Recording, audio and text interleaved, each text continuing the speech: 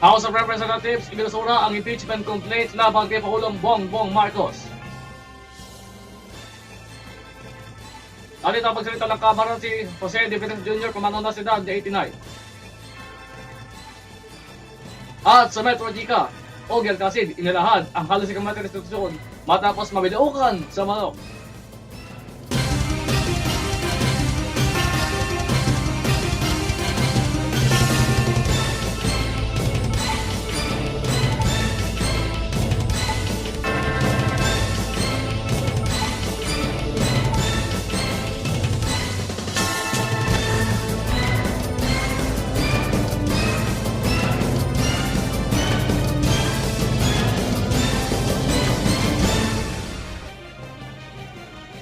Mga kabalitaan, ang inyo po nakikita po ay mabigat na daloy ng trapiko mula sa Daang Bakal at sa papasok ng Noveleta sa bayan ng Noveleta sa lalawigan ng Cavite.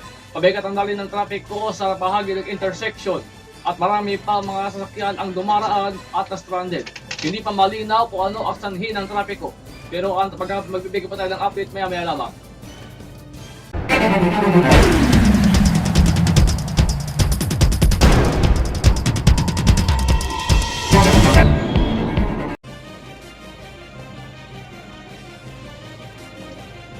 Magandang gabi po, ito ang Metro Balita, mga balita sa loob ng Kabiasnan. House of Representatives ibinasura ang impeachment complaint laban kay Pangulong Bongbong Marcos. Ibinasura ng mababang kapulungan na ang dalawang reklamong impeachment complaint laban kay Pangulong Bongbong Marcos Jr. Dahil lumano sa kakulangan ng mga kabatayan o ebidensya.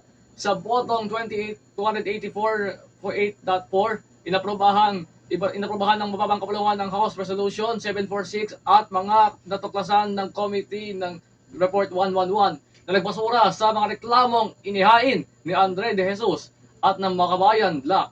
Isinusulong ng House Justice Committee ang ulat ng komite bago ang plenaryo noong Martes.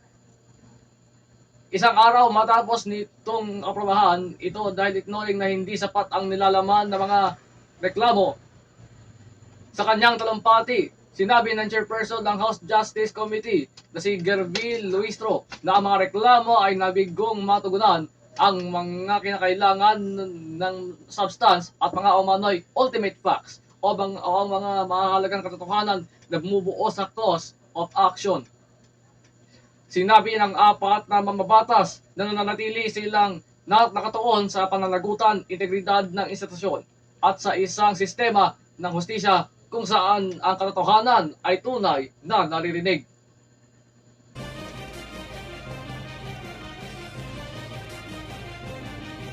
Dating tagapagsalita ng Kamara si Jose De Venes Jr. pumalong na sa edad na 80 siya. Pumalong na ang dating speaker na si Jose De Venes Jr. nitong Martes, Pebrero 10, 2026 sa edad na 80 siya. Ayon sa anunsyo ng kanyang pamilya, naglingkod si De Venes bilang miyembro ng Kamara sa loob lamang ng 7 termino na kumakatawan sa kaniyang bayan sa Pangasinan. Naglingkod din siya bilang speaker ng Kamara sa 5 sa kaniyang nitong 7 termino. Siya rin ang pangunahing mayakda ng Dollar Remittance Program, ang Bases Conversion and Development Act, ang Build Operate Transfer Law, ang Philippine Economic Zone Act at ang New Central Bank Act. Sinabi ng pamilya na ang mga kaayusan para sa burol at tilibing ay inaanunsyo na lang sa lalong madaling panahon. Inilarawan din ni Senador Loren Legarda si De Venes bilang isang tunay na estadista na nangunguna ng husto sa kanyang panahon.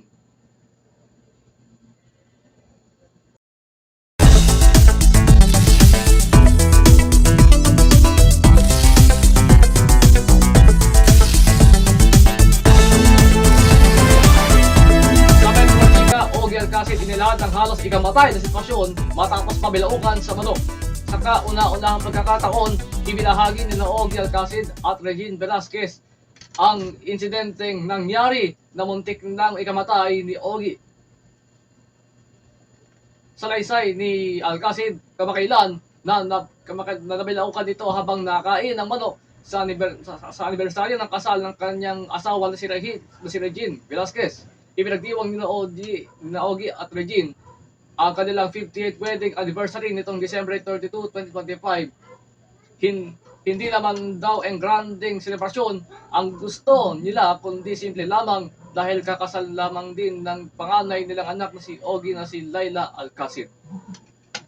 Pero ayaw naman daw niyang dumaan na lamang basta ang wedding anniversary nila Regine at nawalang selebrasyon. At yan po ang kabuuan ng mga balita sa loob ng Kalakahang Maynila. Napapahinggan po kami sa DCHS, DCHM at sa bayag na papanood sa DCHM Internet Radio Vision. Maaari din po mag-email ng nais balita sa officialbalitaanplus@gmail.com. Maaari din pong bumisita sa aming website ng Balitaan Plus na balitaanplus.com ph.mystrikingly.com. Ito po ang inyong lingkod, Arkin Juan David Creaon. Hanggang sa muli, ito ang mga balita sa Kalakahang Maynila o Kabiasnan, Metro Balita.